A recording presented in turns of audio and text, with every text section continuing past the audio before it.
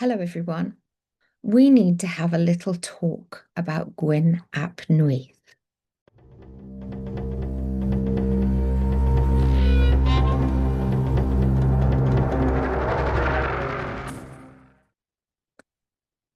So, who is Gwyn ap Nuith? Some people call him the soul catcher, a psychopomp, a rounder-up like Hecate of lost souls to take them on their journey to the other world. Some people call him the leader of the wild hunt. Some people call him Cernanos, Hern, Vindos, Gwyn, son of Nodens, Odin, son of Lu, a god, a son of a god, and later, king of the fairies, guardian of the gates of Annwn, the only thing preventing all the demons from Annwn flooding out into the world. And yet, I know him as a man. Gwyn has shown me Mesolithic, late Bronze Age, and 6th century AD, or CE, if you're being all modern, lives where he was incarnated. And the Welsh poems, I believe, back this up. Arthur calls on Gwyn to help him defeat a giant. Not in spirit, but in person, just as he calls his other allies. Now, Gwyn and Arthur were not friends. Arthur had raided Annwn and stolen things, like an outlaw. However, Arthur needed Gwyn to be able to beat the giant because Gwyn was a legendary warrior. So Gwyn ap Nuith lived on the Welsh island of Anglesey, which at the time was not connected to the mainland, was surrounded by water. And he's also linked to Snowdonia, where the mist swirls thick on the mountains, especially Caer Idris, where it's said if you spend the night on Caer Idris alone, you will either wake up mad or a poet. This makes me think of Merlin and Taliesin and the trials that they go through in order to gain their brilliance. Anglesey in the Roman times or pre-Roman times was the Druidic centre of Prydain, Britain, and therefore the sacred centre of Brythonic Britain, which, don't forget, before the Romans was pretty much the entirety of the British Isles, before they were pushed to the west of Cornwall and Wales and the old north of what we now call Cumbria and the west coast of Scotland and parts of Strathclyde. And the Britons, the Prydains, believed that the other world was a place over the sea. So Anglesey's association with Druidic practice as being a sacred centre and being surrounded by water led it naturally to be associated with Otherworld, Annwn or Annwn, depending on how you pronounce it in Welsh. So Gwyn ap Nuith, being from Anglesey, was always going to be associated with being from the other world because he was from over the sea. And his legendary warrior status and his even temper that led him to be seen as more reasonable than other fierce warriors, more reasonable than Arthur, who was notoriously cruel and vain in his time of living. Not so now. Gwyn had a legendary status even in life. Now, I believe that Gwyn was aware of his previous lives. However, I think that he was reincarnated and a human in the times where we think that he was not. So I'm going to talk about why I think that, because of what he showed me, but where in literature it shows you that that may be the case. So, as I said, he was from Anglesey, and this was associated with the other worlds because prior to the Romans coming, it had been the Druidic centre of Britain, the sacred centre. It was the Vatican of the Druidic world.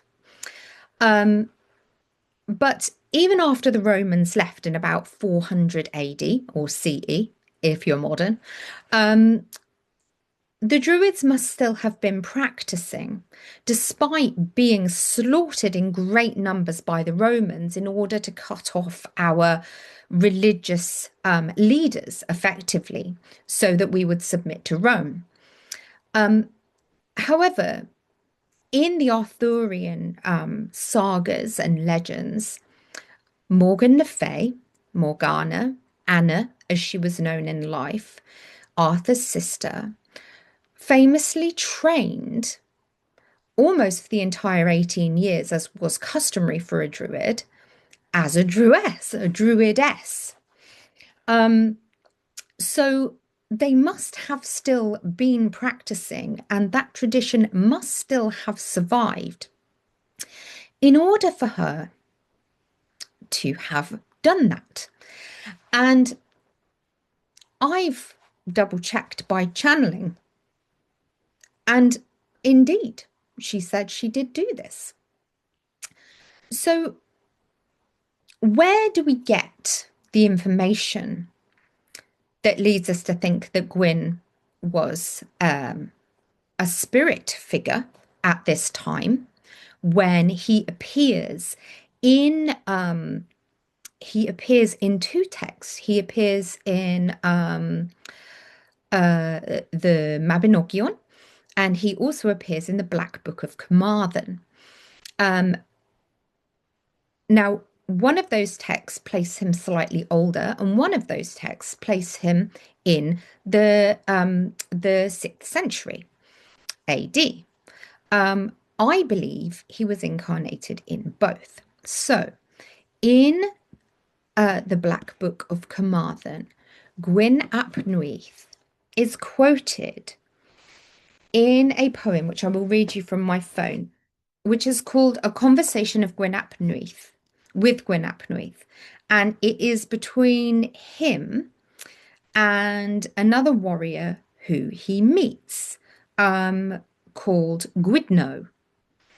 So I won't read you all of it, but I will read you the part where Gwyn speaks most. Now, Gwydno asks Gwyn where he is from and what family he is from, and Gwyn does not answer. He says that he is from the mist and he is from battle and strife. He says that his family is his horse who served him well, and his dog who was the best of dogs. So he's very much someone who stands alone. And this is something that he says to me a lot. The past doesn't matter. It doesn't matter where you come from or who you are. What matters is who you are now. And all of these figures, including Arthur and Merlin, who they are now is not who they were in life. As I said, Arthur was notoriously cruel and vain in life, despite being very an accomplished warrior and brave and generous to his warriors and handsome. He was a bit flash and had his faults. Gwyn, notoriously in the saga of Culwith and Olwen, does something terrible, which he has said to me that he regrets, and that we've all done something terrible, and the fact that we've learned from it is what's important. Um, and Merlin was a notorious, how could we say this? He liked the ladies, sometimes a bit too much. And he obviously, as a figure now in spirit, has evolved into a much more sage and jovial and nicer figure than he was in life. So in this poem, Gwydion refers to Gwyn as being the bull protector of Britain and things like that. All the things that Gwyn himself had said to me before I even was aware of this poem. So that says to me I'm definitely talking to Gwyn. So I will read you what Gwyn says in this poem. And this is somewhere where they've met, where they're going to different battles and they've bumped into each other, Gwyn and Gwydion. And Gwyn says, I was there when Gwendolen was slain, Thedio's son, a pillar of poetry, when the ravens croaked on gore. I was there when Bran was slain, Yereth's son, of wide fame, when battle ravens croaked. I was there when Lochai was slain, Arthur's son, wondrous in wordcraft, when ravens croaked on gore. I was there when Morrick was slain, Carion's son, honoured in praise, when ravens croaked on flesh. I was there when Gwalloch was slain, from a line of princes, the grief of the Saxons, son of Laenoch. I was there when the warriors of Britain were slain, from the east to the north. I live on, they are in their grave. I was there when the warriors of Britain were slain, from the east to the south. I live on, and they are dead. Now, I think that there's quite a big argument that the Gwyn ap Nuith that Gwydion meets and the Gwyn ap Nuith in Culhwch and Olwen is a man in that time. Literary scholars say that because the Bran that he quotes in that part of the poem was probably Bran the Blessed, and Bran the Blessed was probably from the late Bronze Age, that means that Gwyn is an apparition in that poem. But knowing Gwyn myself and having a close relationship with him, I would argue he just remembers his past life then, because he's shown me a past life from then, when he was reincarnated. He also refers to himself in that poem from the Black Book of Carnarvon as the lover of Craithalath. Now, Craithalath, there's much conjecture over whether she was a daughter of Lugh, and people have said that Nuith, Gwyn ap Nuith, and Lugh are the same person, and therefore Craithalath is his sister. I'm not sure about that. However, the the story I'm going to talk about next, the one where Arthur calls on Gwyn, Culhwch and Olwen, Gwyn abducts Crathalath. I would argue they eloped because she is about to marry Gwythia, and who she's agreed to marry for strategic reasons. But Gwyn loves her and rides from Anglesey and abducts her.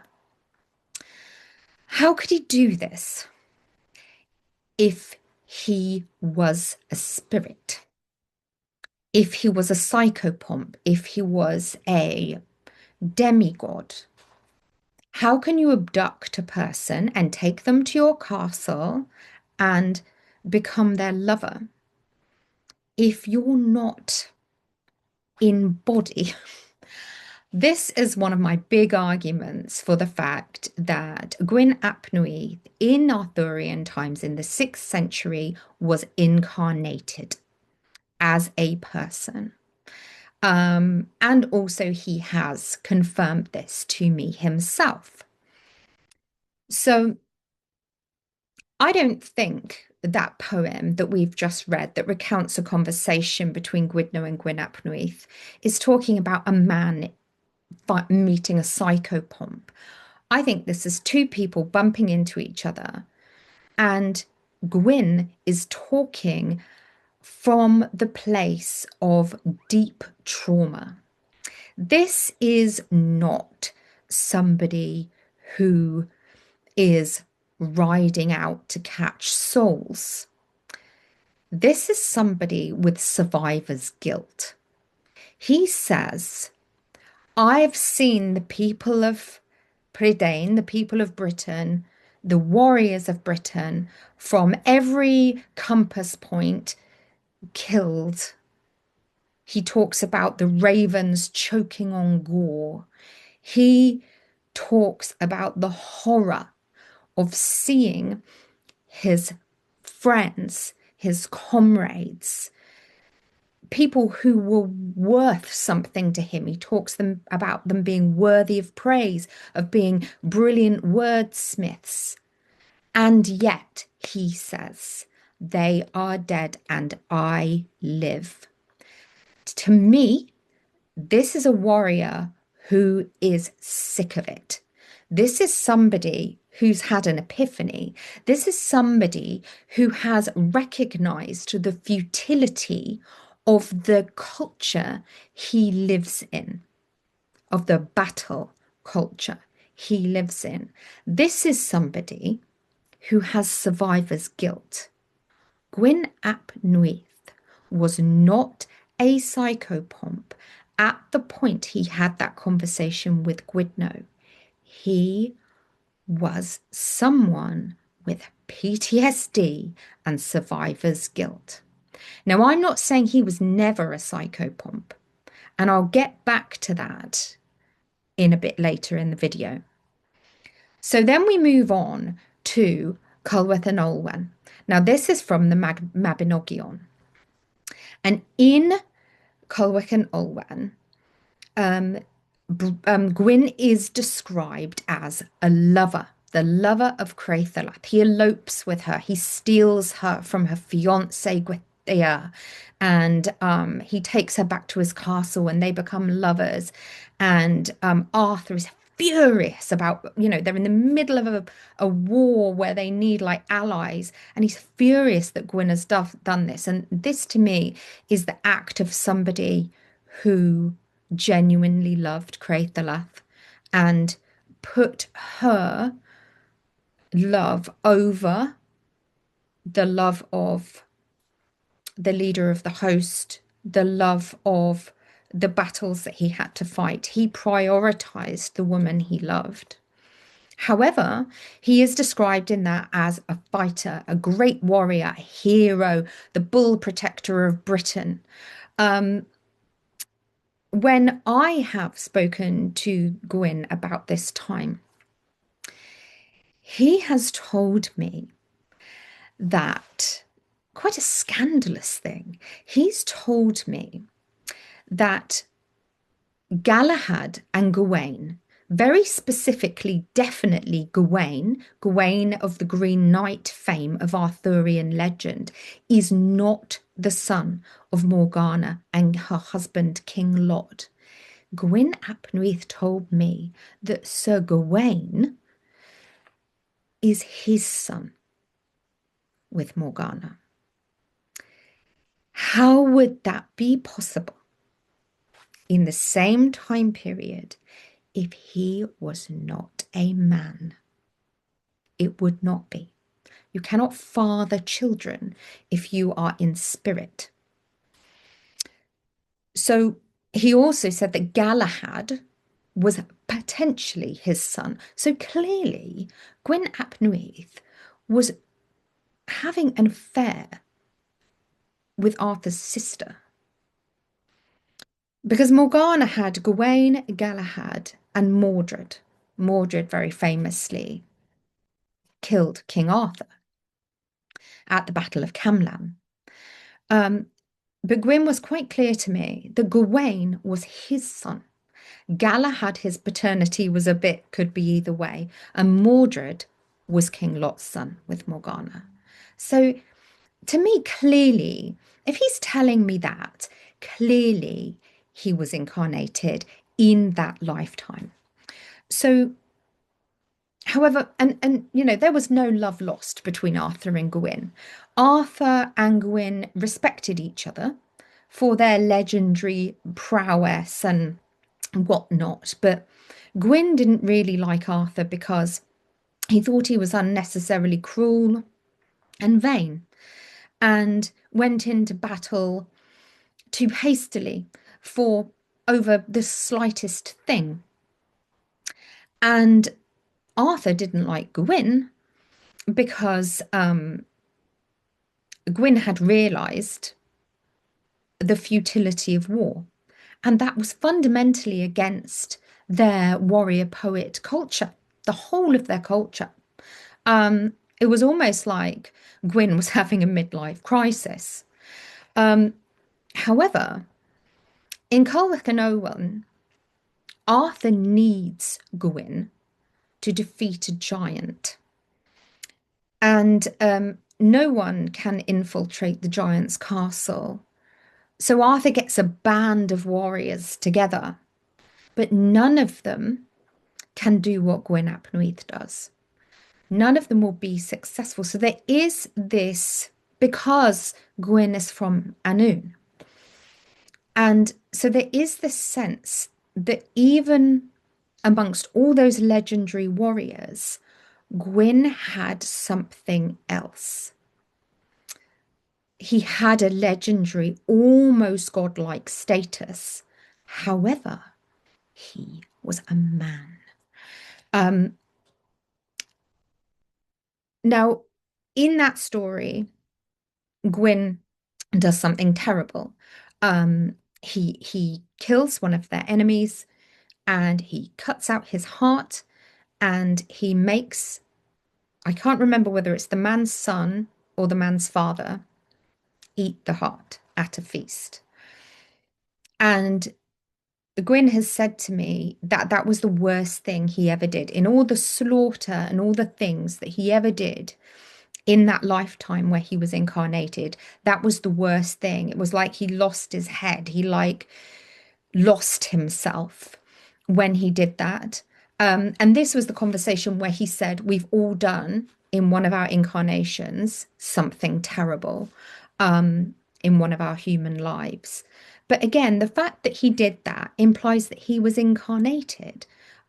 Because you know you can't do that. You can't physically cut out something from a living person if you are not incarnated, right? So all these things lead me to think that Gwyn was incarnated, and that incident was one of the incidents that led to Gwyn having this sort of PTSD type survivor's guilt, almost epiphany of what have I become? What has this battle culture that he was living in Arthurian times, what has it made me? It's made me a monster. And this was a pivotal moment in Gwyn's life. And Arthur is so furious in this story with Gwyn for abducting the love of his life, Craithelith, even though he's clearly a lover and a fighter, because he's fathered Gawain according to himself, and Galahad might be his, he's not really sure. Um, Arthur is absolutely furious about him sort of betraying that code of honor by abducting Craithelith when she's already betrothed to Gwythyr, that Arthur has made the match. So he's not just gone against Gwythyr, he's gone against Arthur as well. And as a result of this, Arthur sends someone out to fetch him back, to get Gwyn back, to stand before Arthur and answer for himself. And Arthur and Gwythyr obviously want Gwyn to give back Craithelith, but Craithelith loves Arthur as well. Loves Gwyn as well. So Arthur, in a kind of Ptolemaic type exchange, says to Gwyn and Gwythyr that they are bound to fight on every May Day until the end of time for the hand of Craithelith. And whoever wins at the end of time gets Craithelith's love. Now, I don't know what Craithelith thought about this. Nobody bothered asking her. But in the poem, it translates as, lest the world end, he, Gwyn, will not be spared from it, from the binding, the curse of this. And yet he is, because Gwyn is no longer bound. And we'll go into that later on.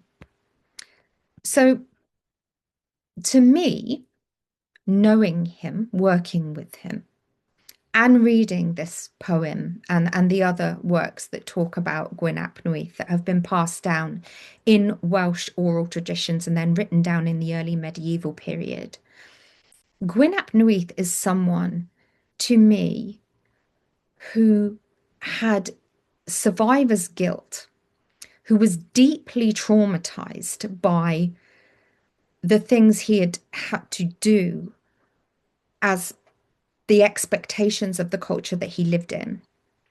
And he had an epiphany. And Gwyn ap Nuith is someone who recognized the senseless violence and nature of the society that he was living in.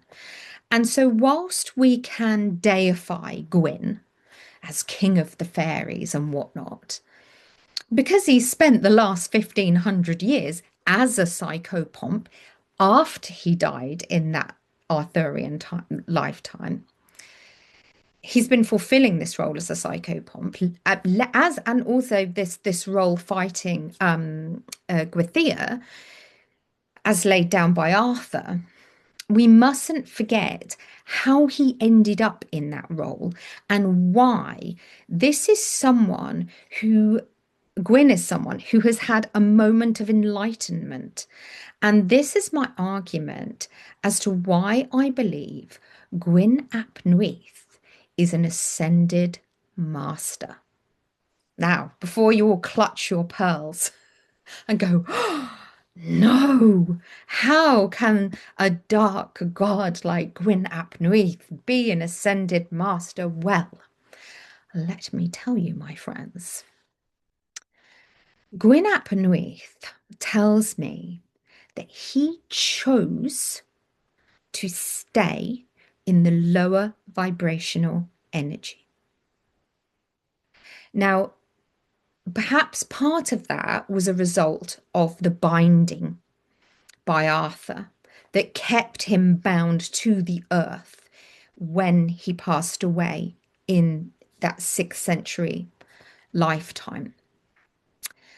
But from what Gwyn has said to me, I believe Gwyn chose to stay at that lower level, on an earthly level, despite having achieved a degree of enlightenment that could have led to him ascending, because he chose to help find help people find their way as he did to help in life.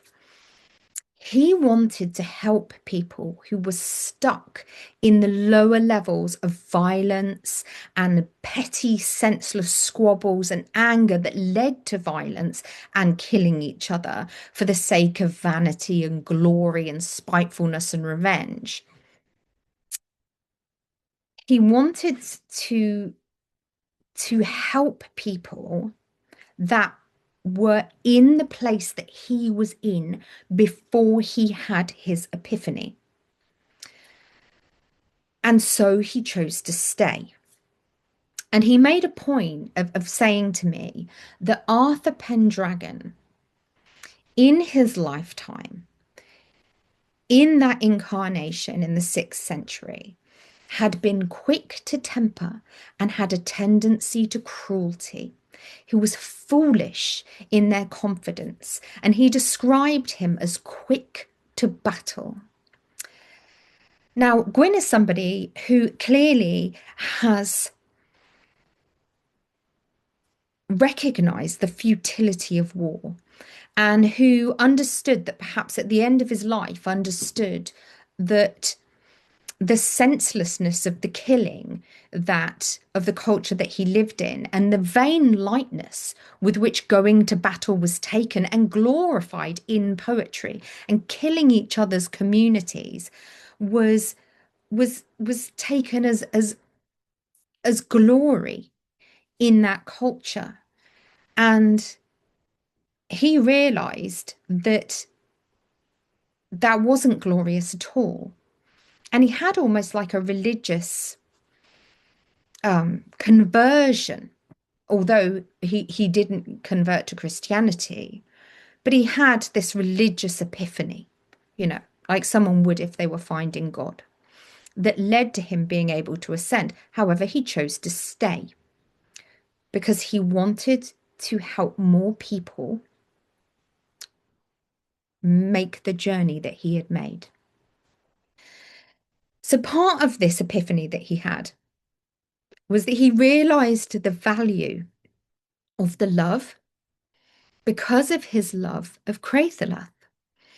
He realized how valuable life was, and this is why he chose to elope with Crathalath instead of fight for Arthur, which caused fury and was seen as the ultimate betrayal. Because he'd seen great people killed over virtually nothing.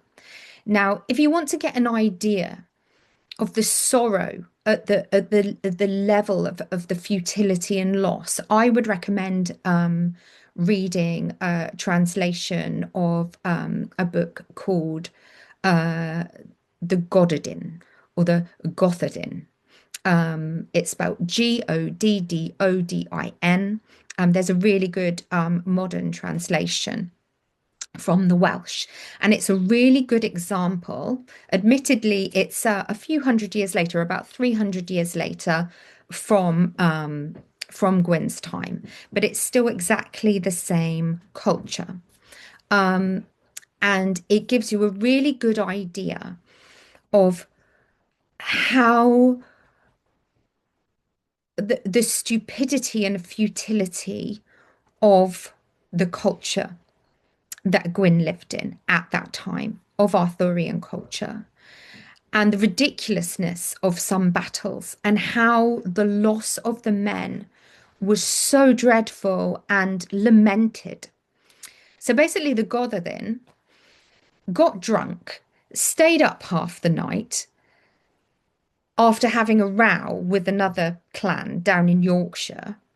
And then they stayed up all night drinking, toasting how brilliant they were and how they were going to win, you know, like football hooligans rather than warriors. And then they went out and battled, all half cut. And guess what happened? They all got killed. And when I mean all of them, about 304, I think, out of all of the men of the Goddardin that rode out to battle, only 2 or 3 survived. Out of 308, only two or three survived. A whole tribe, or the males of a tribe, wiped out over a drunken argument. And this is precisely the point that Gwyn ap Nuith was making about why he stayed. He wanted to change the culture in which he lived. So I'd recommend reading that book, um, because it gives you it's terribly sad, but it gives you an idea of why Gwyn ap Nuith chose to stay and be a psychopomp, but why he was not during the time of Arthur, when literary scholars say he was. So the Battle of Camlan as well, in which Arthur Pendragon was killed, is another really good example of the point Gwyn is making. Because apparently, this battle where Mordred, his own nephew, kills Arthur, Arthur's sister's son kills Arthur, was apparently initially triggered, so says Gwyn, by a family squabble between Guinevere, and her sister, Gwen, what's her name? Gwen Hwaefath. And partly also encouraged by Morgana's own ambitions for her son, because of the resentment she felt over being married off and having to stop her druidic studies by being used as a dynastic and alliance pawn, which again, stemmed from family resentment and bitterness going back to her initial marriage.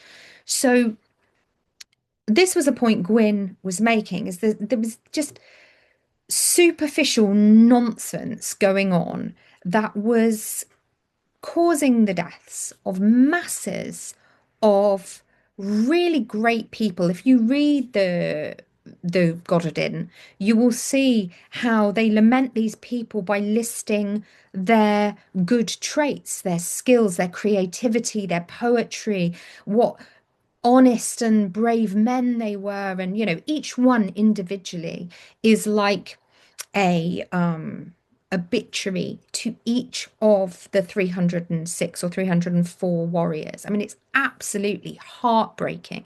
And what's more heartbreaking is that Camlan, where Arthur died, happened before. So we've already got that terrible tragedy that happened to that family. And then the Goddardin are from Lothian, and the Goddardin are Morgana's tribe, however many hundred years later. So it's a double tragedy that Gwyn is talking about, because these are her people. So she won that war for all intents and purposes because Arthur was killed. Then she regretted it and took him away, took his body away to look after him and try and fix him, if not send him on to the afterlife by taking him down to Avalon. But a few hundred years later, her own tribe is completely wiped out in the same sort of stupid squabble. And this is exactly the reason that Gwyn, after his epiphany and then resultant death in that 6th century life, decided to stay instead of ascending as a master, because he'd reached that level of religious and spiritual enlightenment. He decided to stay to try and solve these exact problems. And this is why he chose to be a psychopomp instead of ascending. And he had reached a point in his life where, probably nearer the end of his life when he was incarnated in this time, that he could see the ridiculousness of his culture and the glorification of just killing each other for renown over virtually nothing.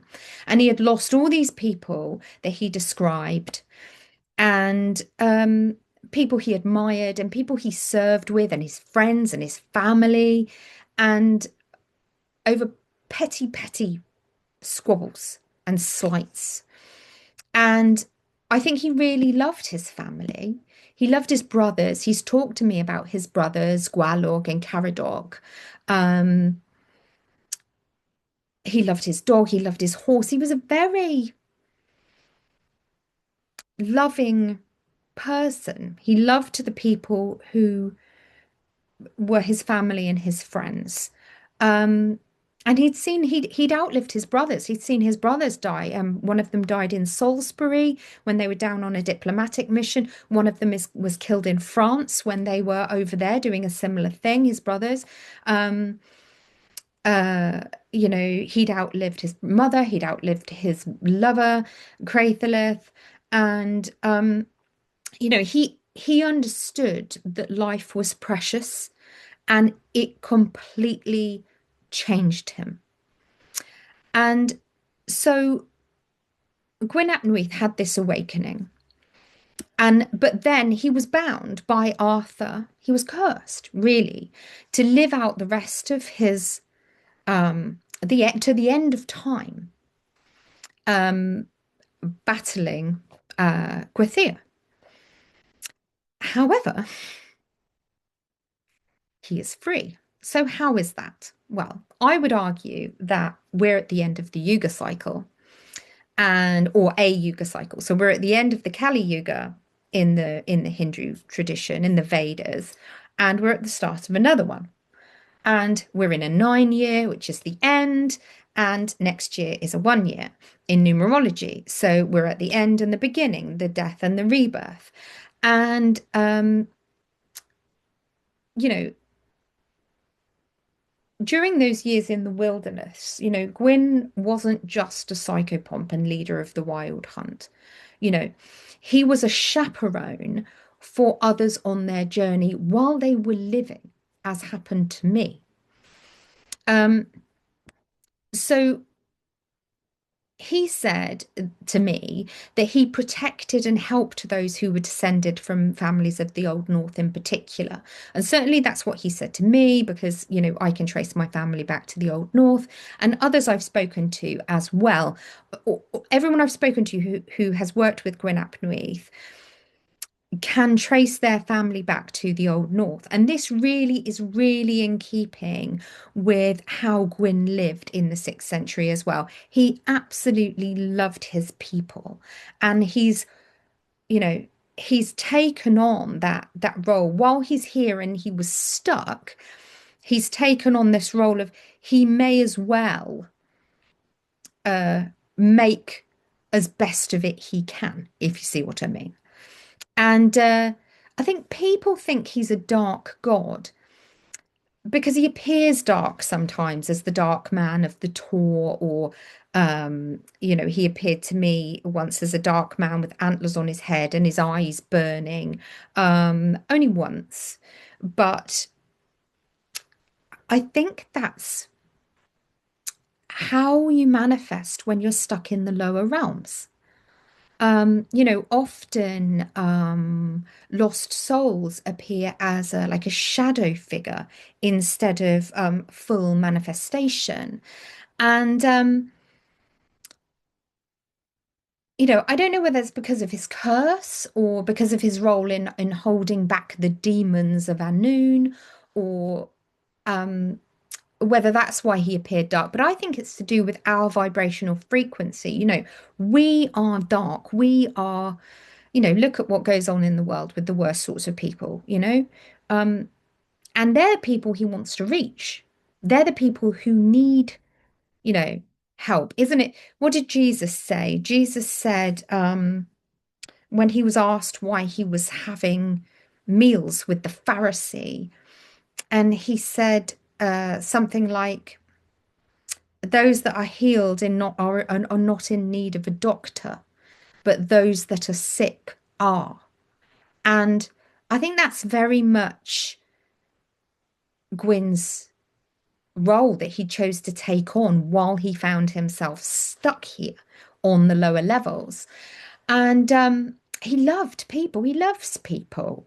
And after his awakening, he had a real calling to try and undo what he saw as the mistakes of his people, of the host, of the culture that he lived in. And that's certainly something he said to me. He said, don't make the mistakes of the past, don't make the mistakes of your ancestors. It was something that he felt really strongly about when he spoke to me. And he wanted to help others have an awakening. He wanted to take people at the lower levels on a journey to progress their soul to enlightenment. And where are you going to meet people that need the help to be awakened and progress to enlightenment? You're going to meet them in the lower vibrational energies because that's where the people are that need help. And so, and that's certainly where he found me, at my lowest ebb. And, but he didn't say, oh, you're at a low ebb, I'm going to, you know, uh, manipulate you and get you into my dark god gang. No, he healed me and lifted me up and took me to a place where, I was incredibly awakened and found peace. Um, and so I think that Gwyn stayed at our level in the dirt because he wanted to help people that were in the same position as him. And he wanted to help people who were trapped in cycles of violence and abusive situations, who couldn't see they were repeating cycles and that were negative or reinforcing trauma, the trauma that he had in himself experienced, and that they were being foolish or doing things for the wrong reasons. And, you know, Gwyn had found love and lived the rest of his life and the rest of his afterlife as someone who wanted to help others find that contentment too. And that's the Gwyn I know. And that's the Gwyn who you will meet on your journeys. Not all beings of the dark or who inhabit the lower realms are of the dark. And this is what is a complete misunderstanding of the nature of Gwyn ap Nui. He is not a dark god. He is not of the dark. He is someone who found himself trapped in the darkness, performing a role that he was bound to do, and decided he may as well make the best of it. Um, However, he's there to help find you when you need help getting out of a dark place. He's there to hold your hand until you find the door. He helps you learn your soul lessons and get you to that point where you can leave the darkness, where you can leave the lower realms. And some of the lessons you may need to learn on that journey can be hard. Um, Certainly not frightening, but hard because, sometimes the truth hurts and sometimes you don't want to look yourself in the mirror. Sometimes you don't want to look yourself in the eye. But Gwyn always says to me, how can you truly know yourself unless you look also at the terrible things that you've done, as he did? He fully accepts what he did in his lives and has spent the rest of his afterlife almost repenting. And he's saying to me, don't use that word repent. It's too Christian for him. Um, but he's he's made peace with it and he's made up with it, up for it by all the good work that he's done, all the people he's helped. But he's saying to me now that if he hadn't done those things in life, the people that he comes to wouldn't have been able to respect him as someone who understands what they've been going through, or what has been done to them. Gwyn has said many times to know thyself to progress your soul. And he says that you must know yourself now, in the present, at this current time. Because there's going to be parts of yourself that you're not proud of, that you're ashamed of. There's going to be parts of yourself that are traumatized by others' actions or your own actions. There's going to be parts of yourself that need care, that you need to look at to love yourself in your entirety and to forgive yourself. And this is the very nature of deep shadow work. And that is what Gwyn ap Nuith can help you with, because that is exactly the process he went through. And that is what he is so good at doing. He doesn't just move on the souls of the dead, he moves the souls of the living. And he can't meet you there in the light because that's not where these things dwell. And now the Yuga cycle, the Kali Yuga, is at an end, and Gwyn is no longer bound to fight Gwythia because it's the end of time. The Mayan calendar has ended as well. To all intents and purposes, the ancient peoples believe that it's the end of time. It's the end of the world. And so his curse is broken. He's free. A few couple of months ago, maybe, he appeared at the end of my bed, as I said in a previous video, and he said that he's free. He's got his free will back. He's no longer bound. His bonds from Arthur no longer stand. And so he's retired.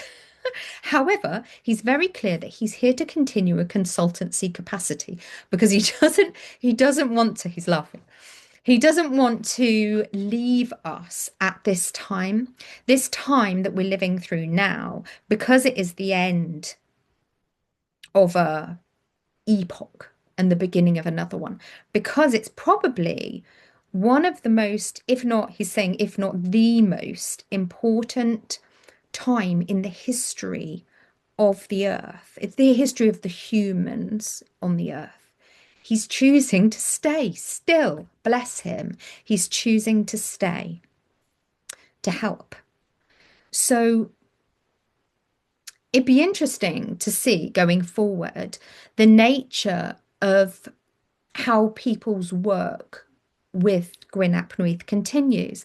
I'd be interested to hear if you work with Gwyn ap Nuith, or if you've had any contact with him, if the nature of that has changed recently, if the way he presents to you has changed recently. It certainly has to me. He's much more light. I can really feel his light and how sort of happy-go-lucky he is. There's almost like this sense of relief, like a weight has been lifted from him in a really literal sense. So I'd be really interested to hear if you work with Gwyn ap Nuith, if you sense that too, since this has happened. But he does tell me he's going soon. He showed me 2 years. He said 2 years.